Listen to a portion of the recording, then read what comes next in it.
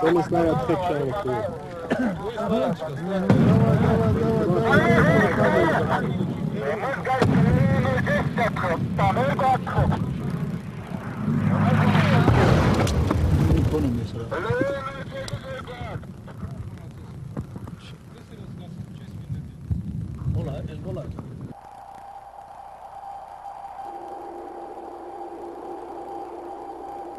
At the crossroads of East and West lies Asia Minor, bordered to the north by a mountain range called the Caucasus.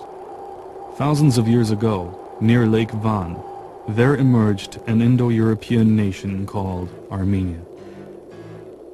By 190 BC, Armenia was firmly independent and a major player in the region. This rich land was both a blessing and a curse to the Armenian people. It was on the roads of trade and of war. Nevertheless, neither Alexander the Great, nor the Persian Empire, nor even the legions of Rome could ever fully subjugate this nation.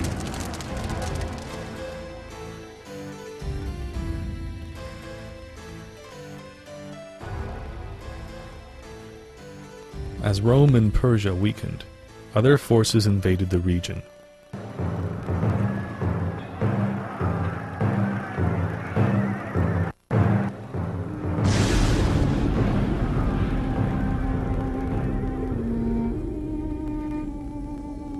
By the 16th century, most Armenians were under the yoke of the Ottoman Empire and the harsh rule of its sultans.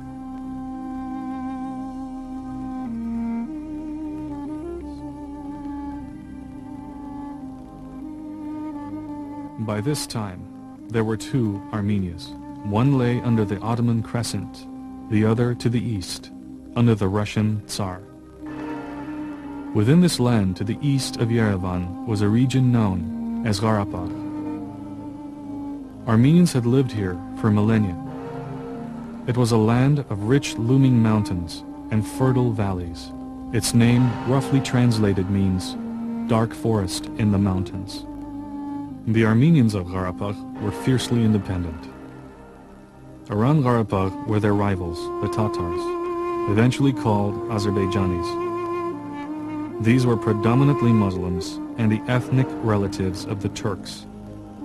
Even further east, on the shores of the Caspian, was Baku, a region rich in oil. Many Armenians lived and worked in Baku's oil fields. Shortly after the turn of the century, both because of local rivalries and Russia's political turmoil, Baku was a scene of ethnic violence. Russia would play the Tatars against the Armenians and vice versa.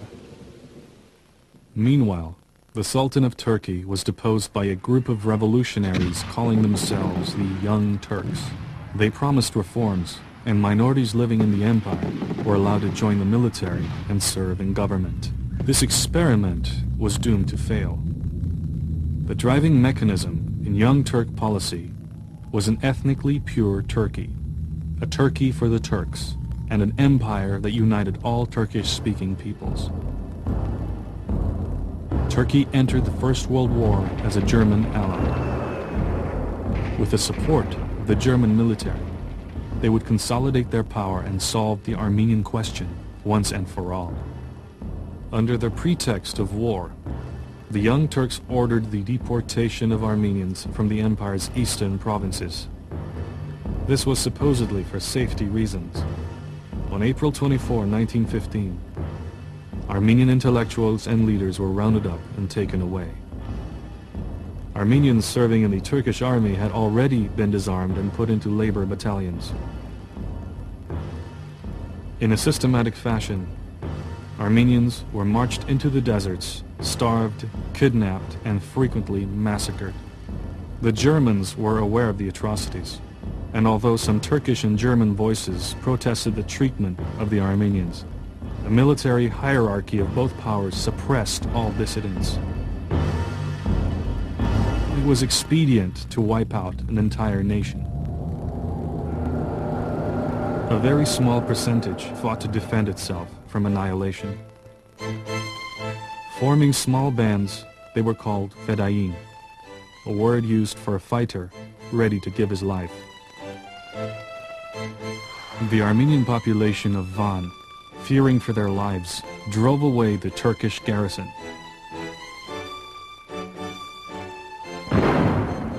Despite heavy counterattacks by divisions of elite Ottoman troops, they held their own until Russian Armenians reinforced them. The defenders were eventually forced to abandon Van and make a near-disastrous march to Russian Armenia.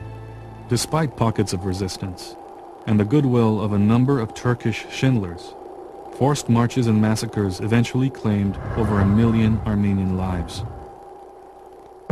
In May 1918, the Ottoman army attacked Russian Armenia. Armenian fighters within a few miles of their capital rallied and forced a Turkish retreat. By the end of May, 3 Caucasian republics had been formed: Georgia, Armenia, and Azerbaijan. When Turkey surrendered to the Allies at the end of World War I, the Western world was very aware of what the Young Turks had done to the Armenian population. Having fled the country, the Young Turks were tried in absentia and condemned for their crimes by none other than a Turkish military tribunal. The survivors of the genocide still living in Turkey were not safe yet. As the political climate changed again, Turkish nationalism found its new champion. Under Kemal Atatürk, the forces of militarism continued their persecution. What remained of historic Armenia was again reduced by deportations. Kemal's forces attacked Armenia again in the fall of 1920, and this time were more successful. During this turmoil, the Bolsheviks had gained momentum.